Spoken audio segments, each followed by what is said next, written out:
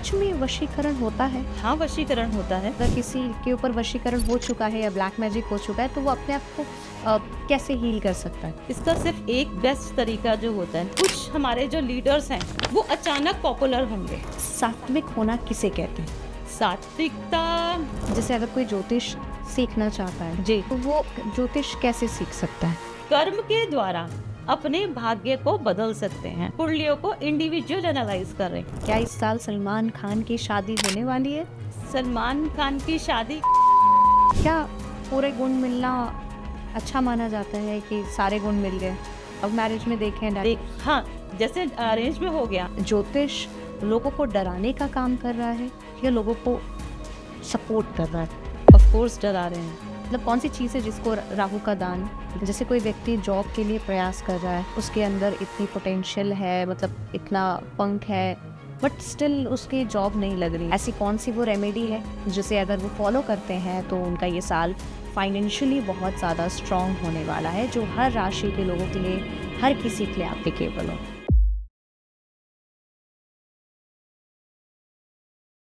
नमस्कार दर्शकों, मैं शिवप्रिया सिंह और आप देख रहे हैं वाइब्रेंट कनेक्शन। हमारा आज का ये पॉडकास्ट बहुत ही डिफरेंट होने वाला है। क्यों? क्योंकि हम जानने वाले हैं कि 2026 कैसा होने वाला है। मुझे पता है बहुत सारे लोगों ने इस विषय पर बहुत से पॉडकास्ट बनाए हैं और आप लोगों ने बहुत से पॉडकास्ट देख लिए, लेकिन डिफरेंट क्या है?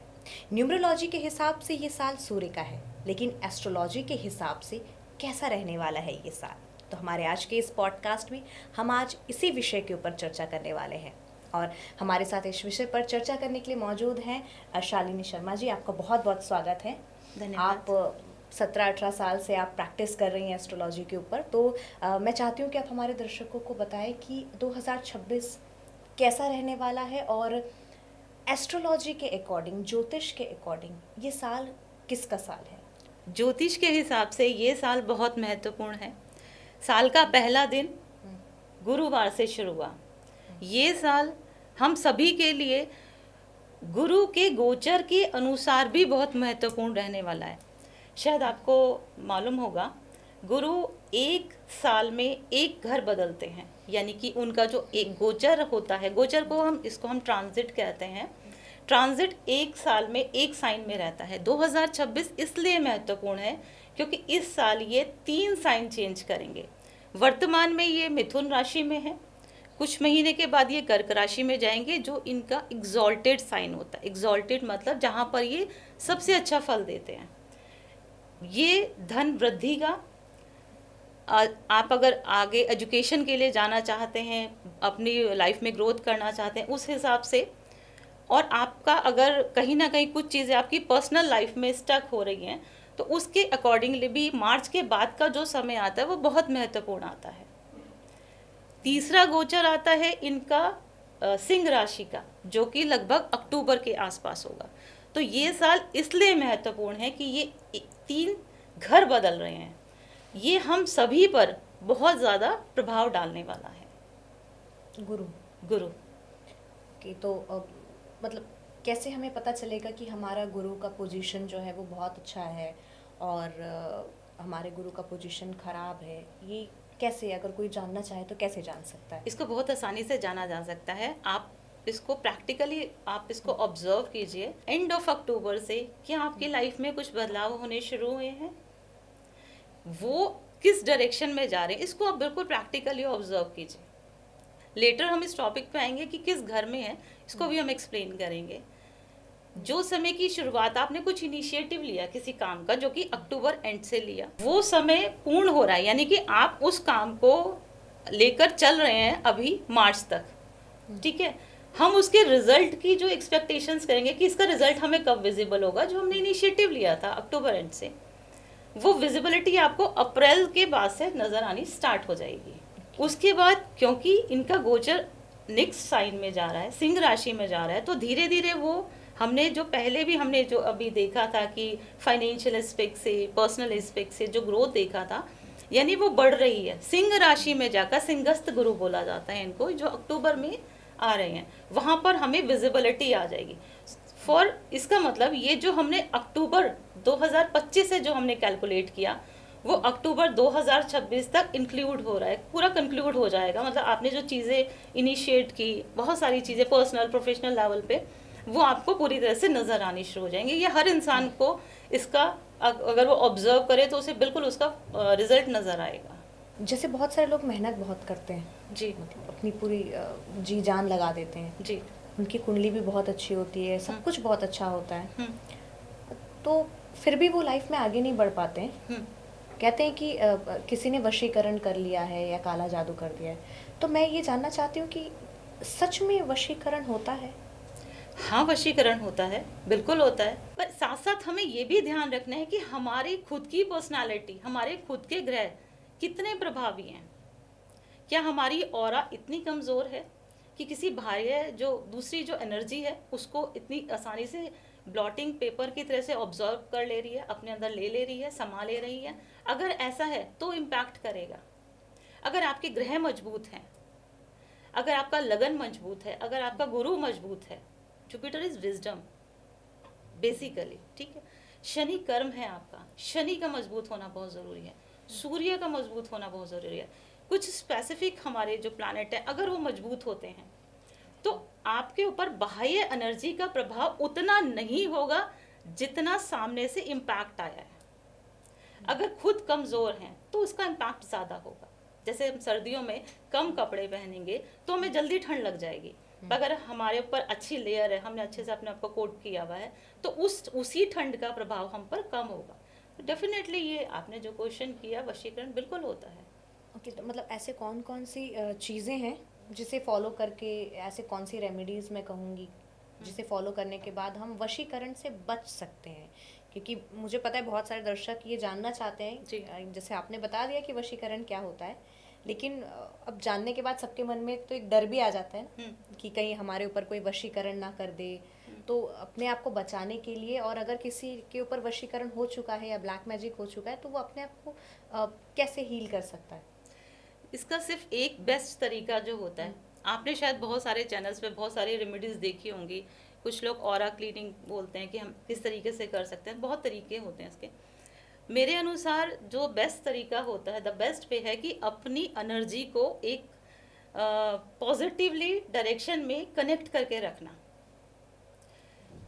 आपको क्या करना है, अगर ऐसा फील कर रहे हैं, आप ऐसा फील कर रहे हो, अच्छा आप किसी स्पेसिफिक के लिए फील करेंगे, आपको लगेगा ना, या तो आप बिल्कुल ब्लाइंडली हैं कि नहीं मुझे नहीं पता, मुझे ऐसा फील हो रहा है, जस्ट फील हो रहा है, राइट। या आप किसी को, आपको ऐसा लगता है किसी पर्टिकुलर पर्सन ने किया, ये दोनों अलग बातें हैं, ठीक है। किसी पर्टिकुलर पर्सन ने अगर किया है तो वहाँ पर हम क्या कर सकते हैं? सबसे पहले तो हमें उसको सोचना बंद करना पड़ेगा। हम उस इंसान को बिल्कुल अपने दिमाग से वॉश आउट करें, क्योंकि अगर हम उसके बारे में सोच रहे हैं कि उसने ऐसा किया, तो क्या कर रहे हैं, हम अपनी एनर्जी को उसके साथ कनेक्ट कर रहे हैं। उसने अलाइंड किया हुआ है निगेटिवली और हम उससे खुद इनडायरेक्टली कनेक्ट करे जा रहे हैं। तो सबसे पहले हमें उसको रोकना पड़ेगा, वो हम कर सकते हैं, इसके बारे में हम बाद में बात करेंगे। दूसरा आता है कि हमने ऐसा, बस हमें फील हो रहा है, जस्ट हमें फील हो रहा है कि हमारे साथ किसी ने कुछ किया है। उस सिचुएशंस में हम छोटी छोटी कुछ रेमेडीज कर सकते हैं, हम कर सकते हैं डेफिनेटली, जिसके द्वारा हम उस जो नकारात्मक प्रभाव है उसका इम्पैक्ट जो होगा वो आपको धीरे धीरे कम फील होना शुरू होगा। ये एकदम एक अचानक नहीं होगा, इट विल टेक टाइम, ये समय लेगा, पर धीरे धीरे फॉर श्योर आप अपनी को ऑरा को क्लीन करके या अपने कुछ स्पेसिफिक नियम फॉलो करके आप यहाँ से निकल सकते हैं। ओके, तो वो थोड़ा सा आप कुछ एक आध रेमेडी हमारे ऑडियंस को बता दीजिए, क्योंकि वो बहुत देर से वेट कर रहे हैं। सबसे पहली रेमेडी तो इसको मैं बोलूँगी कि आपको छोटा सा एक दो नियम शुरुआत करनी होगी। आप सुबह उठते हैं, सुबह उठने के बाद सबसे पहला कर्म आप करें कि थोड़ा अपने जो नहाना जो होता है, स्नान होता है, आप कहेंगे कि ये पार्ट ऑफ रेमेडी कैसे हो सकता है, but yes it is.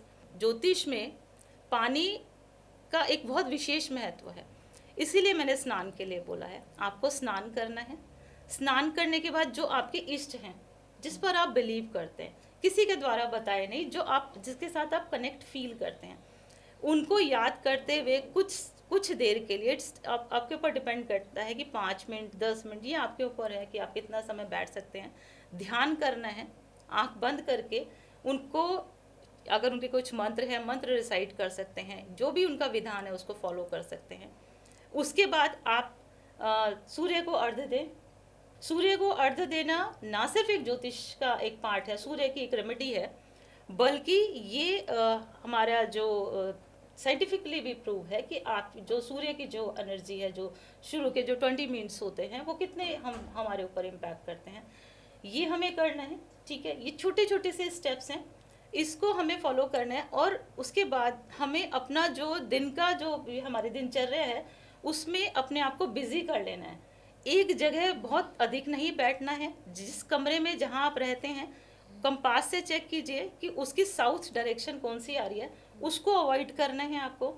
South direction में अगर पानी रखा है, पानी को हटाना है। अगर आप ड्रेन फील करते हैं और आपके घर के, आपके रूम के साउथ डायरेक्शन में पानी है, उसको वहाँ से हटाना है। ये तो छोटी छोटी सी पॉइंट्स अगर कोई भी इंसान करता है, और एटलीस्ट इसको 11 डेज करना है, एटलीस्ट।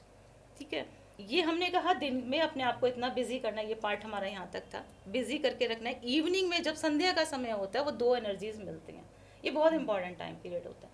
उसी प्रोसेस को फिर से लेके आना है हमें।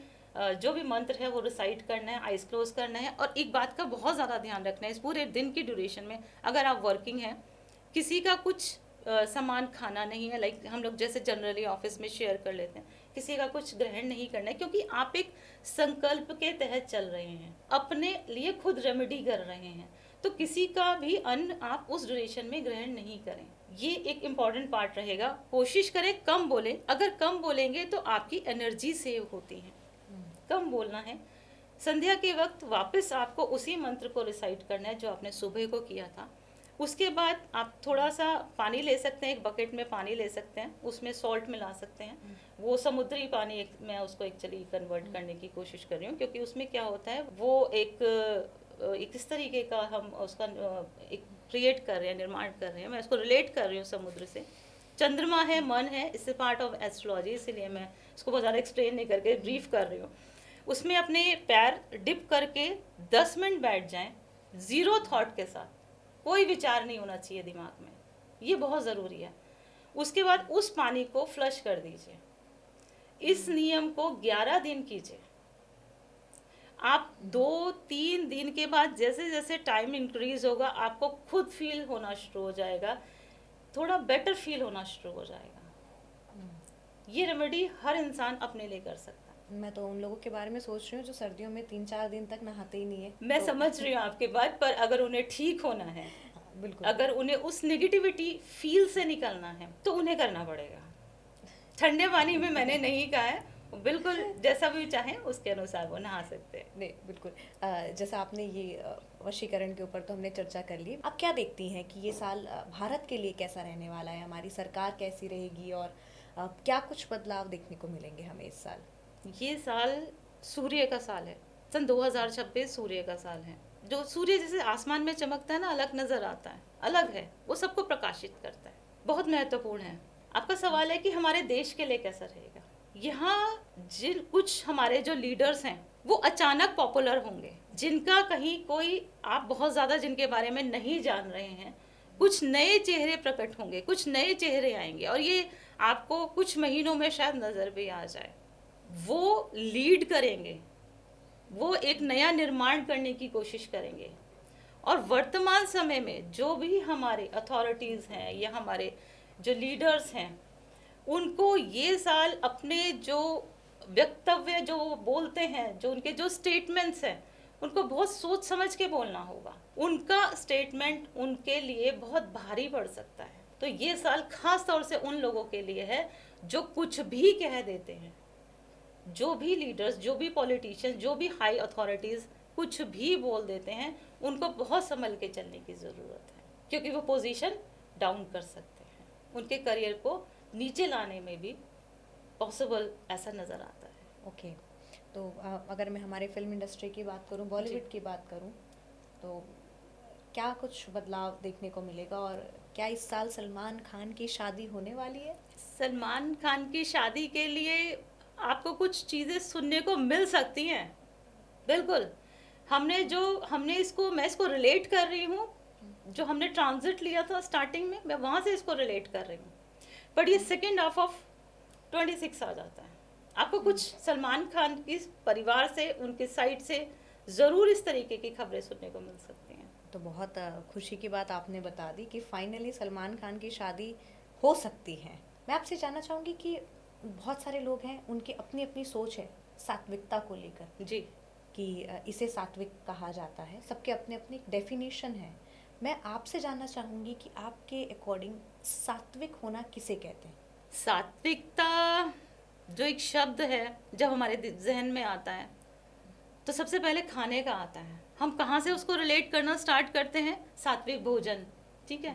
कपड़े, अपीयरेंस अच्छा है, सात्विक है बहुत, ठीक है। पर सात्विकता है विचारों की। सात्विकता मीन्स दूसरों की भलाई, थॉट्स।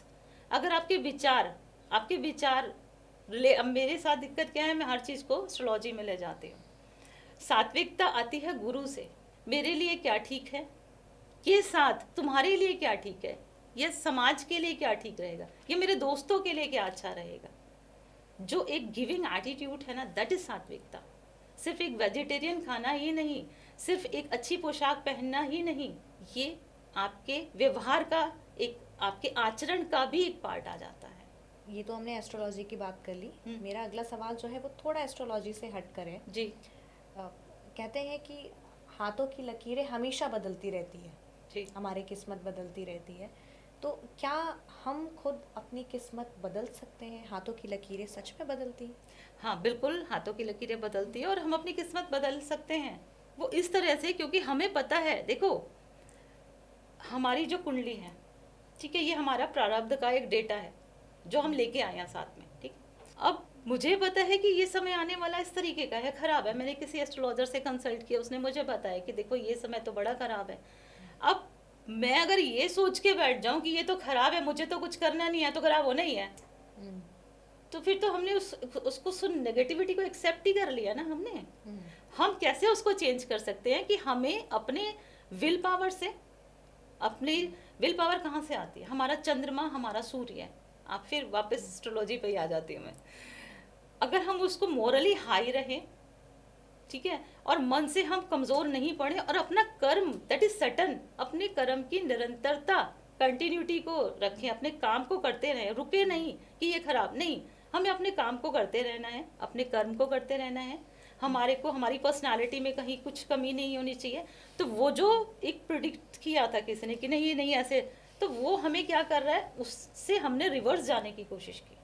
हमने अपने कर्म को तो फोकस किया ना, हमने तो ठीक ही कर रहे हैं, हम तो ठीक कर रहे हैं। जब हम ठीक कर रहे हैं तो ये चॉइस हो जाती है हमारी, हमने एक्सेप्ट किया ना पॉजिटिव, तो ऑफ कोर्स हमें उसका रिजल्ट अच्छा मिलेगा। तो इस तरह से हम अपने कर्म के द्वारा अपने भाग्य को बदल सकते हैं। अच्छा, जैसे अगर कोई ज्योतिष सीखना चाहता है जी, तो वो ज्योतिष कैसे सीख सकता है? ज्योतिष सीखने के लिए सबसे पहले तो आपको एक ना, सिर्फ सीखने का एक पर्पस क्या है आपका? नहीं, आजकल मैंने देखा है बहुत सारे लोग हैं जो यूट्यूब से सीख रहे हैं और एप्स वगैरह आ गए हैं, तो लोग खुद ही अपनी कुंडलियाँ निकालते हैं उसमें। तो सही मेथड क्या है कुंडली ओके, एक्चुअली हमने जब ज्योतिष सीखा था, आज से सन 2008-9 की बात है, हमारे टीचर ने हमें सबसे पहले ये बोला था कि आप अपनी कुंडली साइड रख दीजिए जब तक आप अच्छे से सीख ना जाएं। क्योंकि होता है क्या है, हम ना उस पर प्रैक्टिकली उसको हमें पता नहीं, हम लर्निंग फेज में होते हैं, पर हम ना उन नियमों को अप्लाई करना शुरू कर देते हैं। जितने ज़्यादा वीडियोस होंगे आपको उतना ज़्यादा अलग एनालाइज आपको मिलेगा कि कोई कुछ कह रहा है, कोई कुछ कह रहा है, आप भ्रमित हो जाते हैं। तो द बेस्ट वे कि आप कोई अच्छी बुक ले, वो मैं आप के साथ शेयर कर दूंगी। बुक ले, किताब पढ़ना शुरू करें, भरत पराशर होरा शास्त्र है, उसका अध्ययन करना शुरू करें, पार्ट 1 पार्ट 2 है, उसको आप पढ़ना शुरू करें, जो क्योंकि बेसिक है वो। अब जितनी भी बुक्स हैं, जितने भी यूट्यूब्स हैं, वो क्या है कि उन्होंने अपने हिसाब से इंटरप्रेट कर लिया उसको। हमें तो बेस में जाना है ना, कहाँ से हमें शुरू करना है, हमें उस होरा शास्त्र से शुरू करना चाहिए।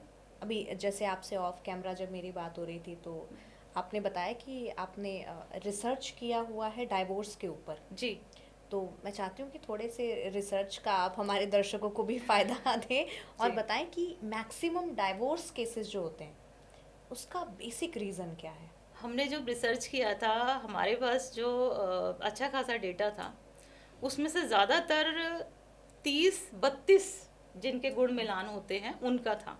हम क्या करते हैं, गुण मिलान को एक पैमाना मान लेते हैं कि ये तो परफेक्ट है, अगर 30 मिल गए तो बहुत ही बढ़िया है। ये नहीं होता, क्योंकि हर व्यक्ति की ग्रह दशा बदलती रहती है। किसी का भी समय कभी भी एक जैसा नहीं रहता। एट दैट टाइम जब आपने वो मैच मेकिंग की, हो सकता है उसके कुछ महीनों बाद ग्रह दशा बदल रही हो, दोनों के फेजेस चेंज हो रहे हो, एक का राहु का पीरियड शुरू हो रहा हो, एक का केतु का शुरू हो रहा हो। हमने तो उसको देखा ही नहीं, एनालाइज ही नहीं किया हमने हमें चाहिए कि हम कुंडलियों को इंडिविजुअल एनालाइज करें। Match making is a part, match making तो ठीक है, एक समझने के लिए है सिर्फ, कि हाँ ठीक है कि इसका बकूट है या गण मैत्री है, ये दिस इज द पार्ट, आठ जो पॉइंट्स होते हैं। पर बेसिकली इंडिविजुअल में क्या होता है कि आप एक इंसान को समझ पाते हैं। आज के टाइम में आपने जैसे पूछा ना, ज़्यादातर मैरिजेस ब्रेक क्यों हो रही हैं, वो इसीलिए हो रही हैं। पहले तो हमने मैच मेकिंग कर ली, खुद कर ली, सॉफ्टवेयर में डाल के हमने मैच मेकिंग बहुत बढ़िया कर लिया, बहुत बढ़िया हो गया। उसके बाद हमने उसको समझा नहीं, उस इंसान को नहीं समझा। हमें उस हमारे साथ सबसे बड़ी दिक्कत क्या है, हमें 1 to 1 जो हमारी एक्सपेक्टेशंस है ना, वो हमें शेयर करनी चाहिए, फ्यूचर प्लान्स शेयर करने चाहिए। अब ये मैं बहुत प्रैक्टिकल इसलिए भी बोल रही हूँ क्योंकि जैसे मैंने बोला ग्रह दशा बदल रही है। समटाइम्स क्या होता है कि एक इंसान ने जाना है बाहर, उसका विदेश योग बना है, मेरे पास ऐसे चार्ट्स आते रहते हैं, उसका विदेश योग बन रहा है, शादी से कुछ मतलब शादी के कुछ महीनों बाद ये चीज़ें आगे हो रही हैं। अब वाइफ को तो नहीं जाना, उसको तो अपने परिवार के साथ रहना है, अब उसको बाहर जाना है, उसका तो योग है, वो जाएगा तो क्या होगा, क्लैशेस होंगे। तो इसका मतलब कि हमें ना सिर्फ आज का देखकर बल्कि भविष्य के बारे में भी सोचकर समझकर अगर हम डिसाइड करते हैं तो शायद इतने डिस्प्यूट्स नहीं हो। और जैसे कई लोग बड़े खुश हो जाते हैं कि हमारे 36 के 36 गुण मिल गए, तो क्या पूरे गुण मिलना अच्छा माना जाता है कि सारे गुण मिल गए? गुण मिलाना सिर्फ एक इंडिकेशन है। 32-30 वाले केसेस ज़्यादा आते हैं मेरे पास जो सेपरेशन के आए हैं। अच्छा। जी। My God. तो ये एक सिर्फ आपको एक हिंट है कि हाँ देखो यहाँ ये चीज़ है, ठीक है। आपको अगर किसी से मिल रहे हो, फॉर द टाइम बीइंग आप मिल रहे हो, उसके बाद आप अपने घर चले जा रहे हो, दैट इज़ परफेक्ट।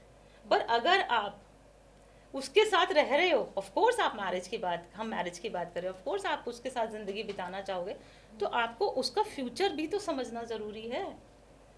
तो आप अगर कभी भी कुंडली में बिलीव करते हो और किसी के साथ आप मैच मेकिंग में जा रहे हो, तो आपके लिए ये मैंडेटरी है कि आप उसके भविष्य का भी पता करो, पूछो। ये लड़कियों के लिए भी ज़रूरी है और ये लड़कों के लिए भी ज़रूरी है। तो मिनिमम कितने गुण मिलने चाहिए? मिनिमम 14 होने चाहिए।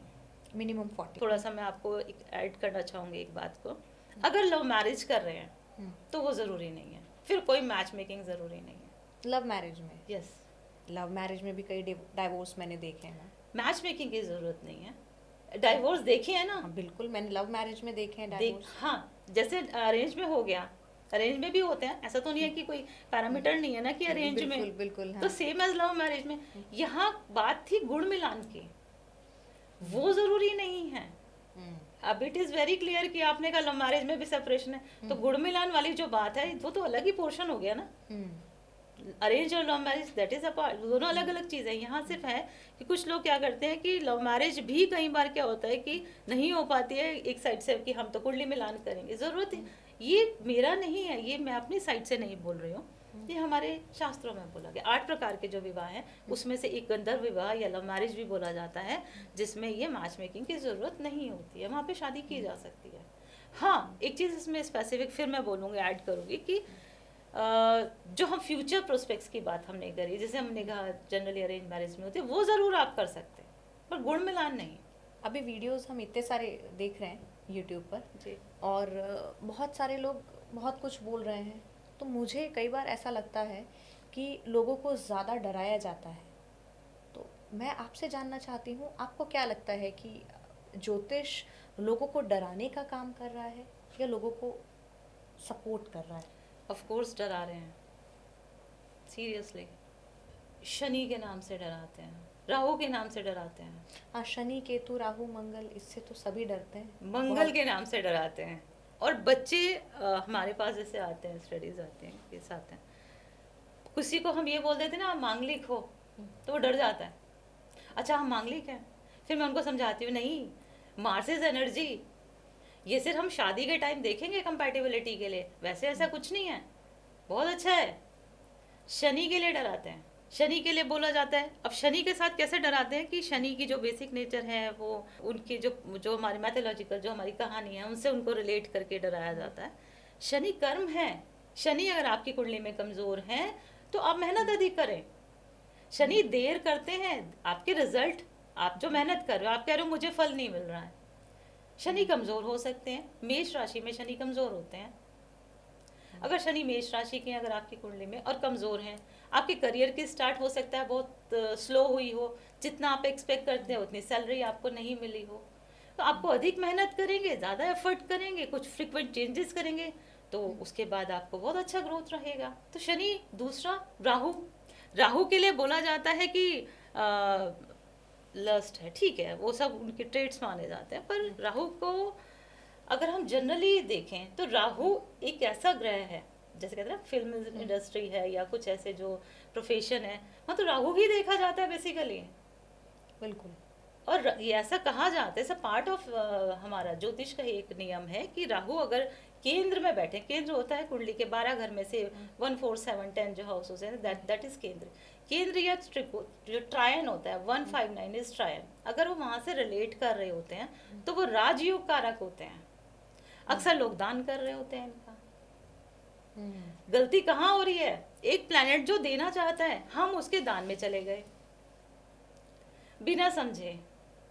हमें नहीं पता था कि हमें इस रत्न को पहनना है, ये तो हमें खराब कर सकता था, हमने उसको पहन लिया, हमने उसकी इंटेंसिटी को बढ़ा दिया, जो दे रहा था उसका दान कर दिया। तो सबसे मेजर गलती हम लोग क्या करते हैं कि हम इधर उधर कहीं से भी देख के या सोच के, सुन के, पूछ के, किसी ने बता दिया, हम उस पर ना चलने लग जाते हैं। हमें उसको लॉजिकली समझना चाहिए। हम सब बहुत समझदार हैं, पढ़े लिखे हैं, पर जहाँ एस्ट्रोलॉजी की या कुछ जहाँ पर डिवाइन जो होती है वहाँ पर हम आँख मीच के चलना शुरू कर देते हैं। नहीं, हमें पूछना चाहिए। हम जिससे कंसल्ट कर रहे हैं हमें उससे पूछना चाहिए कि मुझे इसका दान क्यों करना है, मुझे इसे क्यों पहनना है। मैं राहु का दान मैं नहीं समझ पा रही कि राहु का दान मतलब क्या है, ऐसी मतलब कौन सी चीज़ है जिसको राहु का दान। राहु के लिए अक्सर कहा जाता है ना कि राहु अगर आपके खराब हैं, ऐसे डराया जाता है, तो राहु का दान बोला जाता है। राहु के दान के लिए कुछ लोग नारियल का इस्तेमाल भी करते हैं, नारियल के द्वारा कुछ रेमेडीज परफॉर्म की जाती हैं, this is a part of the Rahu दान। ओके।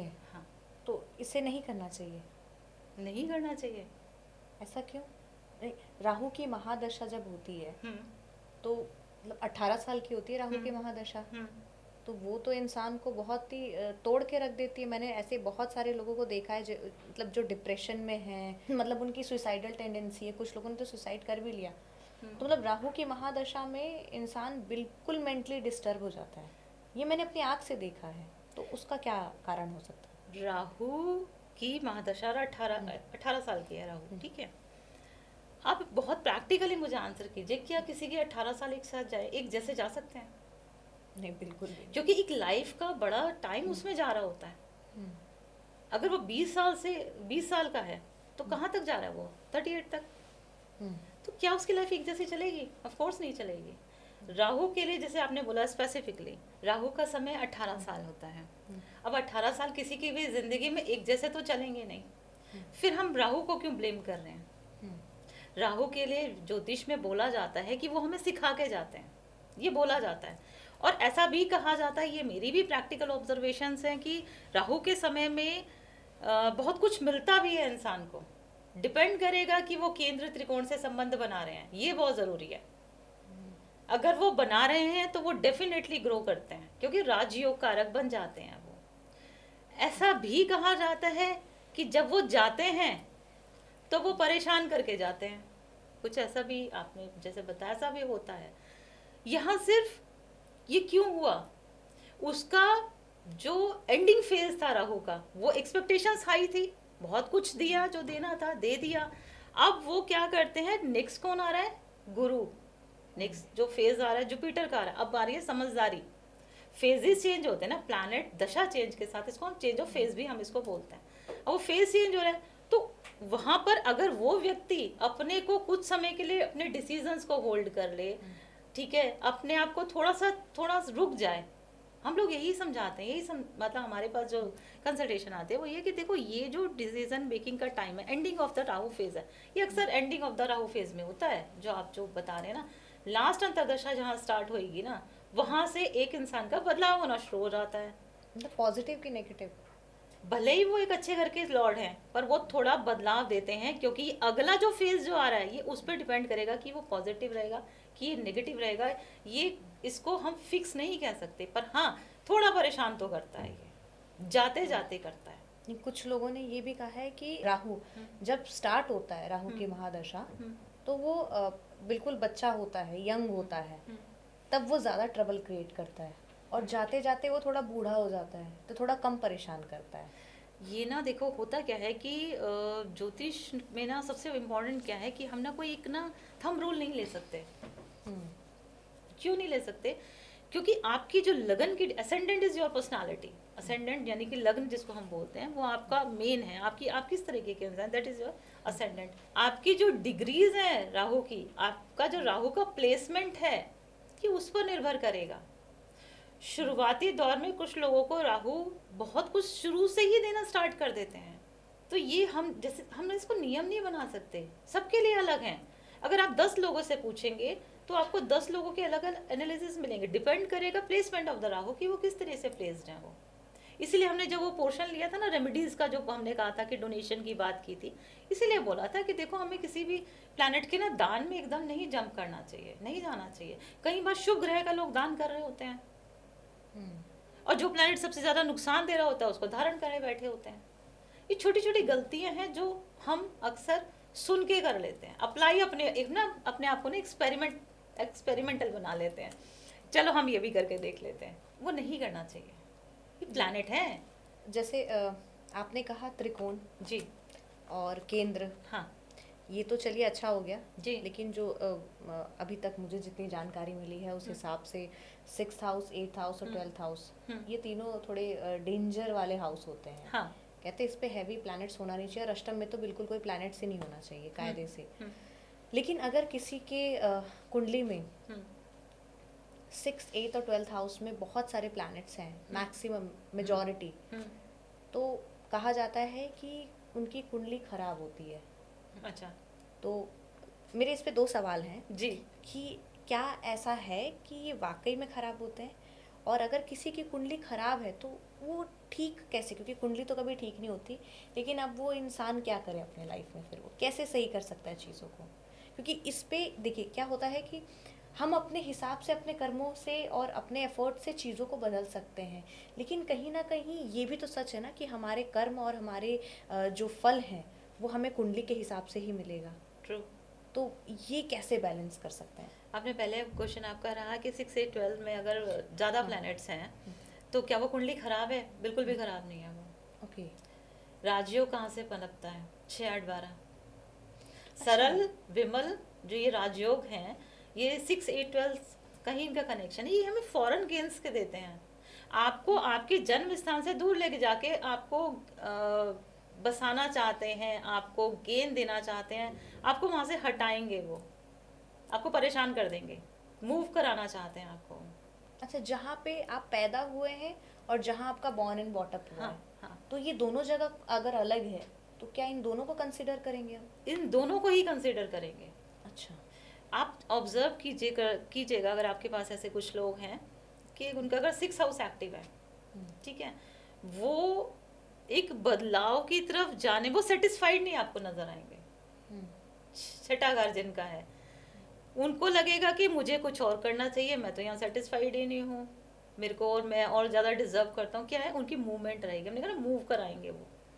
ये मूवमेंट कहाँ रहेगी? ये अधिक दूरी पर रहेगी, इसको हम विदेश से रिलेट कर सकते हैं। 8th हाउस में ज़्यादा प्लैनेट हो जाते हैं। अब 8th हाउस के जो ज़्यादा प्लैनेट हैं, आप यकीन कीजिए ये एक बहुत अच्छा ना सिर्फ राजयोग है बल्कि एक आध्यात्मिक किसी भी आप स्पिरिचुअल इंसान का चार्ट अगर आप निकाल के देखेंगे 4 to 5 प्लैनेट्स आपको 8th हाउस में नजर आएंगे, क्योंकि 8वां घर होता है सिद्धि का, पूर्व जन्म में हमने जो पूजा पाठ किए हैं, हमारे जो शुभ कर्म रहे हैं, that is 8th house. 8th house is for research. जो लोग पढ़ाई तो कर लेते हैं, रिसर्च में नहीं जा पाते, जब तक उनका 8th हाउस एक्टिव नहीं होता नहीं जा पाते। वो फॉरेन जाने के लिए बैठे हैं, सब कुछ हो गया, नहीं जा पा रहे, जब तक 8th हाउस एक्टिव नहीं होगा नहीं जा पाएंगे। 8th हाउस बहुत अच्छा माना जाता है मेरे हिसाब से। 8th हाउस में जिसके 4 to 5 प्लैनेट्स है ना, ऐसा इंसान, मैं कुछ ऐसे लोगों को पर्सनली जानती हूँ, और एक बहुत फेमस पर्सनालिटी है, मैं अभी नाम नहीं लूंगी, उनके 5 प्लैनेट्स 8th हाउस में, और बहुत रिनाउंड पर्सनालिटी है हमारे इंडिया के। एक नाम तो मुझे याद आ रहा है, शायद आई थिंक प्रोबेबिलिटी ओशो के भी अष्टम हाउस में, आई थिंक ये मीडिया के हैं एक्चुअली, ये जो पर्सन है मैं नाम नहीं ले रही हूँ, उनके 5 प्लैनेट्स 8th हाउस में हैं। इनकी एक खास बात होती है, ये लोग जो पॉपुलैरिटी पाते हैं बहुत एक्सट्रीम लेवल की पाते हैं। ये कुछ बोलते हैं, इनके हर शब्द का एक मायना होता है। ये कुछ जल्दी नहीं बोलेंगे, पर ये जो कुछ बोलेंगे लोग बहुत ध्यान से सुनते हैं उनको। हमारे धर्म गुरु हैं जिनके 8th हाउस, इनका बहुत 5 प्लैनेट्स, 4 to 5 प्लैनेट्स मेरे पास हैं ऐसे चार्ट्स। तो इसलिए 8th हाउस अच्छा हो गया। आपने तीसरा क्या बोला? 12th house. 12th हाउस में जिसके ज़्यादा प्लैनेट बैठे हैं, ठीक है, असेंडेंट का भी कनेक्शन अगर हो गया, लगन का जो लॉर्ड है उसका कनेक्शन भी अगर 12th से हो गया, वो विदेश जाके बसेगा और अच्छा रहेगा, बहुत बढ़िया रहेगा। तो इसलिए 6, 8, 12th को ये मान लेना कि ये खराब है, बिल्कुल भी नहीं है। वो उसको कहीं ना कहीं अच्छा कर रहे हैं। ओके, और अगर कोई किसी के लाइफ में सब कुछ सही नहीं चल रहा है जी, और थोड़ा समय खराब चल रहा है, तो उसे क्या करना चाहिए? समय खराब है उसको सबसे पहले तो ना, मैं आपको फिर एस्ट्रोलॉजी के हिसाब से आंसर करूंगी। हमारे पास जैसे कोई सपोज आपने मुझसे पूछा कि देखो मेरे साथ ये समस्या है, ये समय खराब चल रहा है, तो प्रैक्टिकल बात करते हैं। मैं आपसे पहला क्वेश्चन पूछूंगी कब से, ठीक है, उसको मैं रिलेट करूंगी ट्रांजिट से। ट्रांजिट चेंज होते रहते हैं, उसको देखा जाएगा ये ट्रांजिट कब तक है, तो यानी वो टेम्परेरी हो गया। तो ये एक टेम्परेरी फेज हो गया जिसमें कि आप परेशान हुए, इतने टाइम वो एंड हो जाएगा, ठीक है, फेज चेंज हो जाएगा, प्लैनेट चेंज हो जाएगा, चीज़ें आगे बढ़ जाएंगी। कभी भी कुछ एक जैसा नहीं रहता। जैसे प्रकृति बदलती है ना, सुबह दोपहर शाम रात ऋतुएं बदलती हैं, तो सेम एज हमारी ज़िंदगी भी चल रही है। कभी धूप नहीं निकली रहेगी, रात भी होती है, ऐसे ही खुशी खुशी ही नहीं रहेगी, परेशानियां भी आएंगी। इस चीज़ को हमें एस्ट्रोलॉजिकली हम लेंगे, इसको फेजेस लेंगे, इसको हम ट्रांजिट लेंगे, इसको हम इम्पैक्ट ऑफ द अंतरदशा लेंगे। तो ये ऑटोमेटिकली एंड होना है। सबसे पहले तो उसको ये माइंड सेट करना चाहिए कि ये टेम्पररी है, उसको ये मानना पड़ेगा। अदरवाइज वो जो उसकी जो एनर्जी होगी ना कुछ करने की, वो खुद ही ड्रेन हो जाएगी कि मेरा तो समय ही खराब है, मैं कैसे करूं, राइट। तो हमने एक पार्ट देखा था ना, वो सेल्फ हीलिंग वाला, हमने कहा था ना कि वो जो नेगेटिविटी हम फील करते हैं समटाइम्स, क्या है, नेगेटिविटी बाहर की नहीं है, इंटरनल है।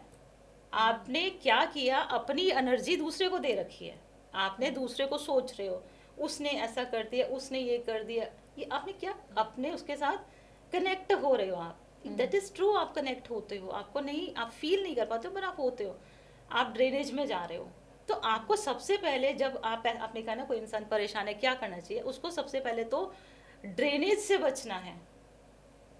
उसको बहुत सारे लोगों से इंटरेक्शन थोड़ा सा कम करना है। 10 लोगों से बात करता है, बात कम करना कम करे, और अपना जो एक हमने पहले भी डिस्कस किया, अपने उस नियम को फॉलो करे, और ये जान ले कि ये जो समय चल रहा है ये टेम्परेरी है, फॉर श्योर ये चेंज होगा, और चेंज होता है, किसी का भी एक जैसा नहीं रहता। हम कितने मिलेनियर बिलेनियर की बात करें, कितने ऐसे हमारे सामने प्रैक्टिकल एग्जांपल्स होते हैं कि लोगों के समय बदल जाते हैं।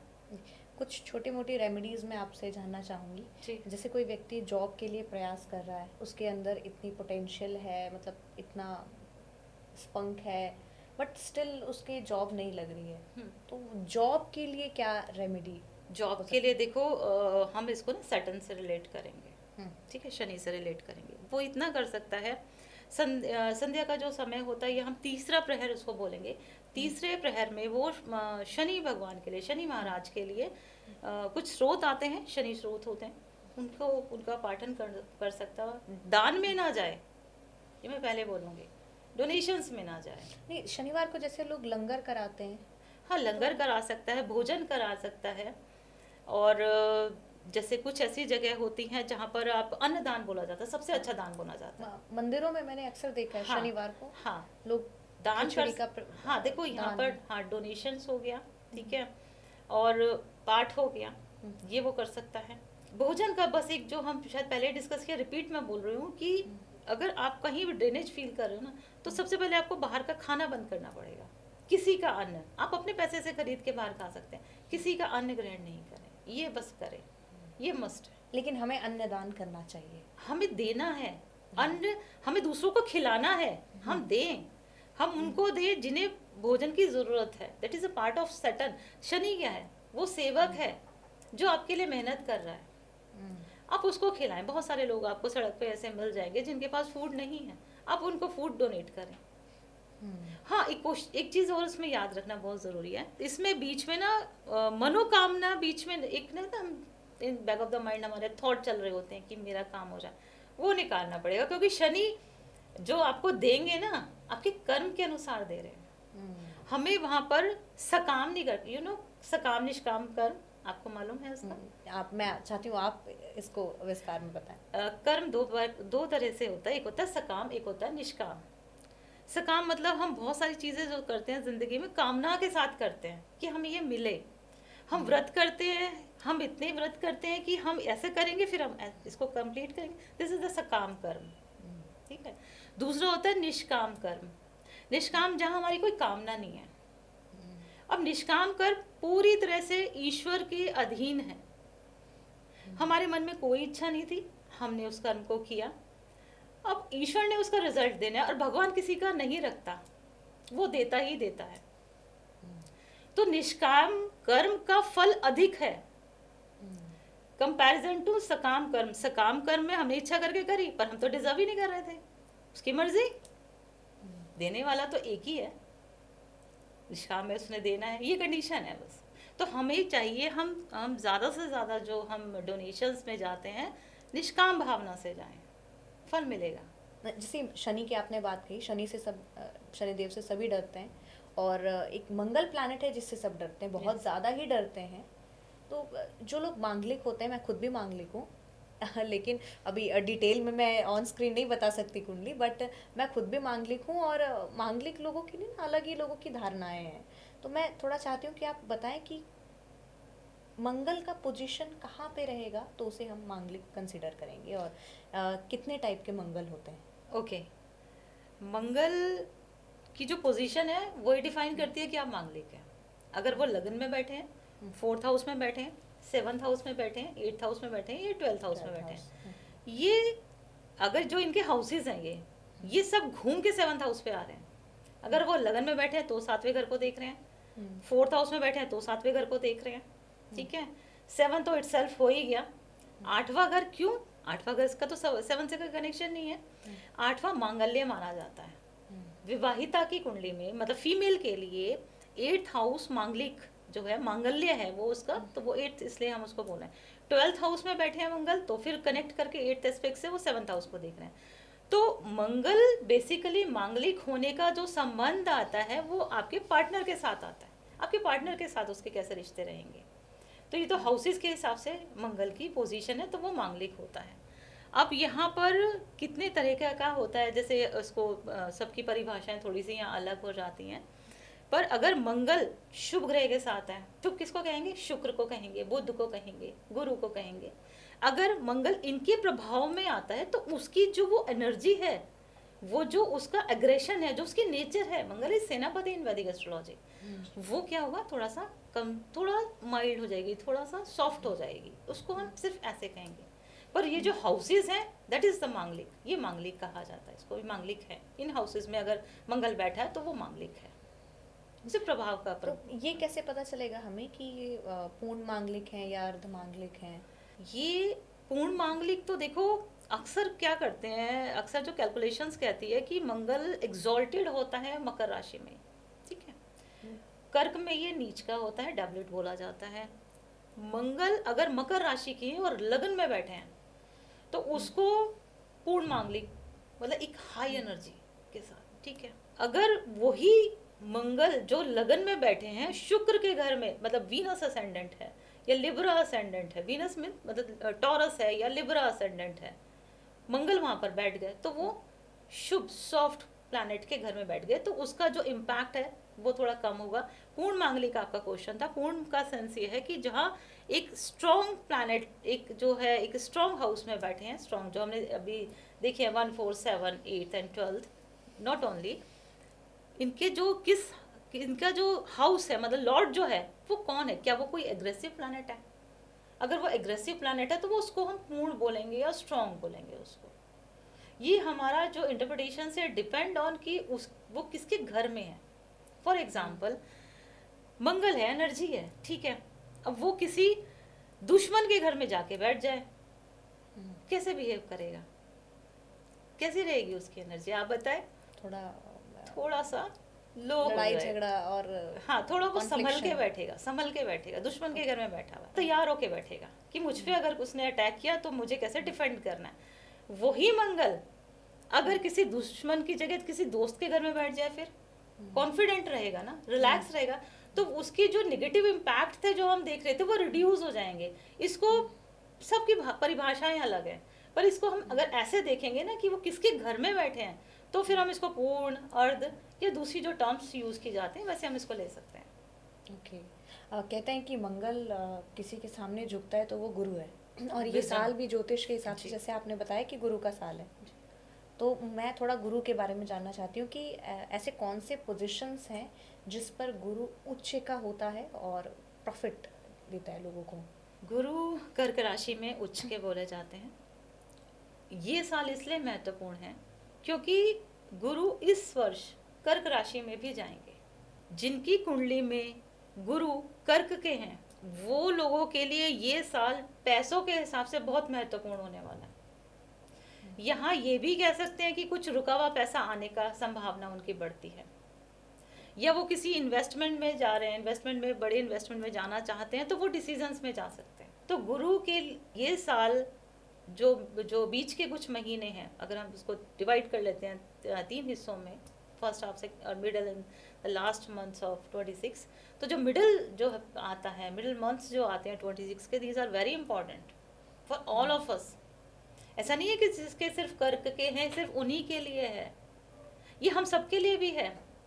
क्योंकि हो सकता है आपकी कुंडली में गुरु का जो संबंध है कर्क राशि में नहीं है, पर वो कहीं ना कहीं एस्पेक्ट हो रहा हो, प्रभाव जा रहा हो, ट्रांजिट में कुछ इम्पैक्ट जा रहा हो। आपके नेटल गुरु का जो जन्म का गुरु है उसका गोचर के गुरु के साथ कोई कनेक्शन हो रहा हो, तो इसलिए भी महत्वपूर्ण हो जाएगा। गुरु कहीं पर भी बैठा है आपकी कुंडली में, ये साल सभी के लिए इम्पोर्टेंट है। क्योंकि आपका ये जो ट्रांजिट है ना 3 हाउसेज में पैरेलली, ट्रांजिट क्या है? मूवमेंट है। ट्रांजिट मतलब मूवमेंट, मूव कर रहा है वो। अब क्वाइट पॉसिबल ना कि आपके वो ट्रांजिट में जाके आपके उस एट दैट टाइम आपके गुरु को देख रहा हो, आपकी जन्म कुंडली के गुरु को देख रहा हो, तो वो इम्पैक्ट दे जाएगा ना, तो इसलिए महत्वपूर्ण है। जो जेम स्टोन्स होते हैं जी, उनको धारण करना कितना सही होता है, और क्या ऐसी प्रोसेस है, जैसे एस्ट्रोलॉजी में 2 मेथड है, कुछ कहते हैं कि जो प्लैनेट आपका स्ट्रॉन्ग है आप उससे रिलेटेड स्टोन्स पहनिए, कुछ का ये मानना है कि जो प्लैनेट आपके वीक हैं आप उससे रिलेटेड स्टोन्स पहनिए। तो आपके इस पर क्या विचार हैं कि किस तरीके के प्लैनेट के होने से हमें किस तरीके के स्टोन्स पहनने चाहिए? स्टोन्स जनरली जो रिकमेंड किए जाते हैं वो लगन का किया जाता है। लगन का क्यों किया जाता है, आपके क्वेश्चन का आंसर है अगर आप अपने डिसीजन मेकिंग में कहीं कमज़ोर हैं तो आपको जो लगन का स्टोन है वो रिकमेंड किया जाता है। आपको लगता है कि आप की कुछ एजुकेशन है, आपका कुछ संतान के संबंधित समस्या है, या कुछ आपका लर्निंग से रिलेटेड कुछ चीज़ें हैं, या एक कुछ डिसीजन मेकिंग में बहुत ज़्यादा कमज़ोर हो जाना है, या ज़िंदगी में कुछ नया नहीं कर पाना है, तो 5th हाउस का आपको स्टोन रिकमेंड किया जाता है। 5th पंचमेश बोलते हैं उसको। तीसरा होता है भाग्येश यानी कि 9th हाउस, वो रिकमेंड किया जाता है कि 9th हाउस में जो प्लैनेट बैठे हैं, हाँ, प्लैनेट नहीं, उसका जो लॉर्ड है, 9th लॉर्ड जो है उसका रिकमेंड किया जाता है, प्लैनेट नहीं। ये बहुत इम्पोर्टेंट है। प्लैनेट नहीं, वो जो लॉर्ड है ना उस हाउस का नाइन्थ हाउस का लॉर्ड हम कैसे निकालेंगे? फॉर एग्जाम्पल मेष लगन की कुंडली है, नंबर 1 जो 12th हाउसेज है उसमें सबसे ऊपर जो हमने मेष ले लिया, तो जो 9th आएगा 9 नंबर लिखा होगा वहाँ पर, जो नंबर वहाँ पे लिखा रहता है दैट इज यस, वो उसका लॉर्ड हो जाता है। अब 9 नंबर किसका आता है? धनु का आता है। धनु मतलब ये सजिटेरियस, ठीक है, साइन होता है, और इसके लॉर्ड होते हैं गुरु। तो हम जो नवमेश है उसका स्टोन पहनाते हैं, यानी कि हम लग्नेश, पंचमेश और नवमेश का स्टोन रिकमेंड करते हैं। इन सम केसेस होता क्या है कि प्लैनेट की जो लॉर्डशिप है, जैसे 5th लॉर्ड है, हम 9th की ही बात करते हैं, हम गुरु की ही बात करते हैं अभी, ठीक है। हमने मेष लगन की कुंडली अभी अज्यूम की जिसमें हमारा 9th लॉर्ड क्या हुआ? गुरु हो गए। अब हमें क्या गुरु के लिए होता है? पुखराज, ठीक है। अब पुखराज पहनाने से पहले हमें ये ज़रूर देखना होगा उसका जो गुरु है, नवमेश है, वो कहाँ बैठा है। वो 12वें घर में बैठा है, बिल्कुल रिकमेंड नहीं किया जाएगा, ठीक है। उसकी जो वो किस हाउस में बैठा है, फिर हम उस रिकमेंडेशंस में जाएंगे। 12th हाउस में अगर गुरु है तो क्यों रेकमेंड नहीं कर सकते? क्योंकि आप उस 12वां घर लॉसेस का है, व्यय का घर है, 12वां घर व्यय का घर बोला जाता है। तो वहाँ गुरु नीच का हो जाता है। हम स्टोन की बात कर रहे हैं ना, ओके। हम ये कह रहे हैं कि हम उसको गुरु को क्यों नहीं रिकमेंड कर रहे हैं? क्योंकि वो 12वें घर में बैठ गया, 9th लॉर्ड हो गया, 12th में बैठ गया। हम ये नहीं कर रहे हैं, इंटरप्रिटेशंस में ये नहीं है कि वो कुछ गेन नहीं कर रहा है, वो इंसान वो करेगा, उसकी लॉन्ग डिस्टेंस ट्रैवलिंग ज़्यादा होंगी, उसके भाग्य की वृद्धि अच्छी है, पर हम उसको स्टोन की बात करेंगे, वो हम उसको रिकमेंड नहीं करेंगे। प्लेसमेंट इंपॉर्टेंट है, क्योंकि कुछ हाउसेज ऐसे हैं, 7, 3, 6, 8, 12th हाउसेज इन जनरल बोला जाता है कि इन हाउसेस के जो इनमें बैठे हुए जो ग्रह हैं उन्हें हमें वृद्धि नहीं करानी है, इसलिए हम मना कर रहे हैं बस। जी मैम, सच में आपसे बात करके मुझे बहुत अच्छा लगा, और मैं चाहती हूँ कि चलते चलते आप हमारे दर्शकों को थोड़ा ये गाइडलाइन दें कि ऐसी कौन सी वो रेमेडी है जिसे अगर वो फॉलो करते हैं तो उनका ये साल फाइनेंशियली बहुत ज़्यादा स्ट्रॉन्ग होने वाला है, जो हर राशि के लोगों के लिए, हर किसी के लिए एप्लीकेबल हो। बिल्कुल, देखिए यहाँ पर हम एक रेमेडी ज़रूर फॉलो कर सकते हैं। हम सब कुछ ना कुछ प्लानिंग्स लेके बैठे हैं मन में, पर पैरेलली हमारे को पूरे साल का हम देख रहे हैं, तो दिमाग में ये भी होगा ना कि कहीं कुछ हर्डल्स ना आ जाए, कुछ रुकावटें ना आ जाएं, कुछ ये थॉट भी ज़रूर चलेगा पैरेलली। तो हम एक रेमेडी ज़रूर कर सकते हैं, हम भोजन या अन्न का दान कर सकते हैं। किसी भी दिन चूज़ कर सकते हैं, मैं वैसे प्रेफर करूँगी मंगलवार शनिवार को मैं प्रेफर करूँगी, अगर आप करते हैं। और ये शनिवार को अगर आप ये दान करते हैं तो आप तीसरे प्रहर में क्या कर सकते हैं, आप किसी को भी भोजन कराना, या आपने कुछ बाजार से खरीद के डायरेक्ट किसी को दे देना, ये आप करें। और ये ध्यान रखें कि आप जहाँ कहीं वो दान दे रहे हैं वो कंज्यूम हो, हम पलट के नहीं देखते हैं वो कहाँ जा रहा है, वो कंज्यूम होना बहुत ज़रूरी होता है। तो आप अन्न का दान ज़रूर कर सकते हैं। जी, अन्नदान तो सबसे बड़ा दान माना जाता है कलयुग का। जी। और सच में आपसे बात करके बहुत अच्छा लगा, बहुत सारी जानकारी हमें मिली है, और एस्ट्रोलॉजी के अकॉर्डिंग ये साल कैसा रहने वाला है आपने बहुत ही विस्तार में इसके बारे में बताया, गुरु के बारे में बताया, मंगल के बारे में बताया। सच में बहुत मज़ा आया आपसे बात करके, आपने अपना इतना कीमती वक्त हमें दिया, इसके लिए आपका बहुत बहुत धन्यवाद। आप हमारे शो में आए, इसके लिए भी आपका बहुत बहुत धन्यवाद।